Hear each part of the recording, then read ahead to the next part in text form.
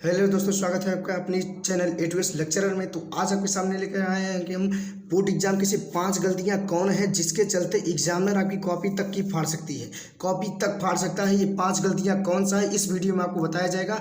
Video के and तक बने रहें क्योंकि ये 5 गलतियां मैथमेटिक्स के जो वीडियो मैथमेटिक्स जो जिनका 21 फरवरी का पेपर है उनके लिए वीडियो बहुत ही महत्वपूर्ण होने वाला है, क्योंकि छोटी छोटी गलतियों की वजह से एग्जामिनर का माइंड थोड़ा डिप्रेशन मतलब खराब हो जाता है, जिसके चलते वो आपकी कॉपी फाड़ सकता है। तो 5 गलतियां देखने के लिए आप वीडियो के एंड तक बने रहिए। अगर आप हमारे चैनल पर नए हैं तो चैनल को सब्सक्राइब करें और शेयर कर दें अपने उन दोस्तों को जो पढ़ाई में एकदम बढ़िया से मन लगा के एग्जाम दे रहे हैं।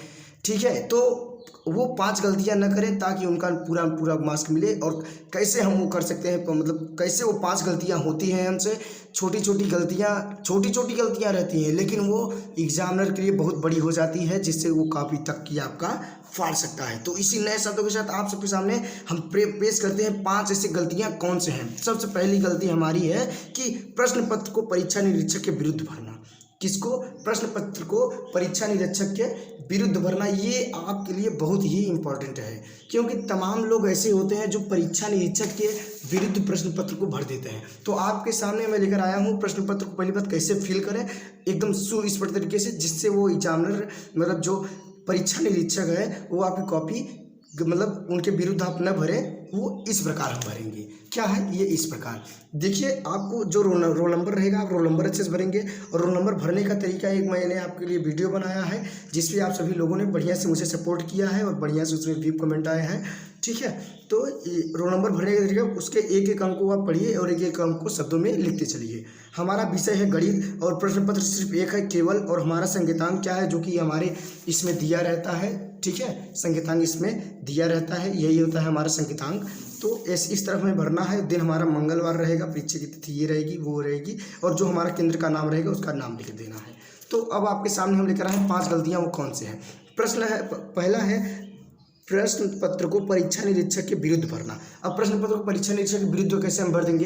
तो पहला ये रहेगा कि हम ये जो हमारा परीक्षा लेने वाले रहेंगे, कक्ष निरीक्षक रहेंगे, हम उनके विरुद्ध कक्ष संख्या, देखिए इसमें लिखा है कि ये हम अपने आप को बड़ाई नहीं लेने के लिए हम भर देंगे कि हमें चेक कर देंगे। तो ये हमें ऐसी गलतियाँ नहीं करना है। और दूसरा जो कि हमारा बहुत ही इंपॉर्टेंट है कि क्वेश्चन को बीच से उठाकर उसका आंसर लिख देना। तमाम दोस्त बंधु ऐसे होते हैं जो मतलब एक आ रहा है, जैसे उनके पास जैसे दूसरा क्वेश्चन आया, दूसरा क्वेश्चन उन्होंने बड़े सुस्पष्ट तरीके से लिख दिया, इसके बाद आगे 7वां का ग आ गए, 7वां का ग उसी के दूसरे के बाद 7वां का ग लिख दिए। तो ये बहुत ही बैड मैनर है कि 7वां का ग लिख दिए, क्योंकि ऐसे जो कॉपी चेक करने वाला होगा वो आपको ये नहीं देखेगा कि आप दूसरे बार 7वां ग, ये बहुत अच्छे से प्यारे से हेडलाइन करके डाल दिए हैं कि प्रश्न उत्तर नंबर 7वां का ग, तो ये गलत हो जाएगा। क्योंकि वो जो एग्जामिनर होते हैं, कॉपी चेक करने वाले होते हैं, वो एक साइड से चलते हैं और उन्हें एक साइड पसंद भी है। अगर आप लिखना चाहते हैं तो अंत से लेकर शुरू तक लिखिए। अगर लिखना चाहते हैं शुरू से लेकर अंत तक एकदम सीरियल वाइज चलिए। अगर जैसे आपको दूसरा क्वेश्चन है, ठीक है, दूसरा क्वेश्चन नहीं आ रहा है तो आप तीसरे पे पहुंचिए। ये नहीं कि दूसरा क्वेश्चन नहीं आ रहा है 7वें पे आ रहा है 7वें झोंक के चल दें, ये नहीं करना है। तो आप उसमें बढ़िया से ये बातें जरूर ध्यान में रखिएगा कि हमें बीच से उठाकर उसका आंसर नहीं लिख देना है कि पहले चलिए ये आ रहा है इसको कर लें, फिर 7वां का ग करने के बाद अब हमें तीसरा का ब आने लगा तो तीसरा का ब करते हैं। ये बहुत ही गलत तरीका है, क्योंकि एग्जामिनर क्या होते हैं, वो आपकी कॉपी सिर्फ थोड़ी चेक करते हैं, उन्हें और भी कॉपी, कई सारी कॉपी मिलती रहती है, उन्हें पैसा लेना रहता है। एक कॉपी, जितनी कॉपी चेक करेंगे उतने हिसाब से उनके पैसा मिलेगा। तो आपको ये बात जरूर ध्यान में रखना है कि बीच से उठाकर उसके आंसर को न लिखें। और तीसरा हमारा क्या है? अधिक कलमों का प्रयोग करना। लोग ऐसे होते हैं कि जीवन परिचय लिख रहे हैं फलाने का जीवन परिचय, जयशंकर प्रसाद का जीवन परिचय, जन्म 41 लिख दिए और मृत्यु लिख दिए, वो क्या कहते हैं गुलाबी से लिख दिए, और ये वो ऐसे लिख दिए। तो ऐसे आपको अधिक कलमों का प्रयोग नहीं करना है। हेडिंग डाल रहे हैं, इतनी मोटी हेडिंग से आप हेडिंग डाल रहे हैं, तो ये सब छोटी छोटी बातें आपको जरूर ध्यान में रखनी है कि अधिक कलमों का प्रयोग नहीं करना है। जन्म उनका लिख दिए, जैसे हमें लिखना है सॉल्यूशन, ग्राफ हम बना दें ब्लैक पेन से,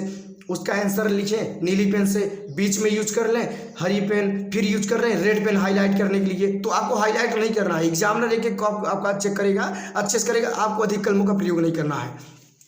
और चौथा जो भी हमारा मोस्ट इंपॉर्टेंट है वो हमारा क्या है? आधा अधूरे को उत्तर लिखना। अगर आपको उत्तर नहीं आ रहा है तो वो एकदम मत लिखिए, क्योंकि उसके वजह से अगर आप उसको आधा अधूरा लिख रहे हैं, उसी की वजह से क्या होगा कि आधे अधूरे की वजह से आपका वो पूरा जो मतलब सही भी रहेगा उसको कर देगा। आधे अधूरे को आप न लिखिए कि इसे ये कहते हैं, जैसे मैंने लिखा इसका ए प्लस बी का होल स्क्वायर क्या होगा, a square plus b square 2ab लिखिए ही ना। अगर नहीं आ रहा है उसको मत लिखिए, उस क्वेश्चन को उठाइए ही मत उठाइए उस क्वेश्चन को बिना मतलब उससे आधे अधूरे को आपको आंसर नहीं लिखना है, पहली बात। उसके बाद क्या कहता है, पहले पृष्ठ अथवा पृष्ठों पर गलतियां करना मत कीजिए। गलती नहीं आ रहा है, प्रैक्टिस मत कीजिए, क्योंकि ये आपका घर नहीं है, कोचिंग नहीं है, कॉलेज नहीं है कि आप उसमें प्रैक्टिस करेंगे। उसमें चलिए एक क्वेश्चन गलत हो गया अगले पेज में लिख रहे, एक क्वेश्चन गलत हो गया अगले पेज, तो उसमें आपको प्रैक्टिस नहीं करना है। उसमें सिर्फ एक मेन सॉल्यूशन जो होता है वो लिखना है। मेन सॉल्यूशन उसका क्या है हमें वो लिखना है। हमें प्रैक्टिस नहीं करना है कि ये प्रैक्टिस करें वो प्रैक्टिस करें, ये नहीं करना है। ये बात को आप बहुत ही एकदम बारीकी से जान लीजिए, ठीक है। तो आप इस जो 5 गलतियां हैं, 5 गलतियों को एकदम बढ़िया से स्क्रीनशॉट ले लीजिए और अपने माइंड में क्या है इसे बैठा लीजिए। किस में बैठा लेंगे, अपने माइंड में बैठा लीजिए कि हमें ये गलतियां करना ही नहीं है, ठीक है। जो भी आपको मतलब आ रहा है उसको एकदम सुस्पष्ट तरीके से लिखिए, जो नहीं आ रहा है उसको छोड़ दीजिए, बीच से प्रश्न उठा के मत लिखिए, अधिक कलमों का प्रयोग न कीजिए, ठीक है। तो आपको ये जरूर ध्यान में रखना है। जय हिंद, मिलते हैं अगले वीडियो में।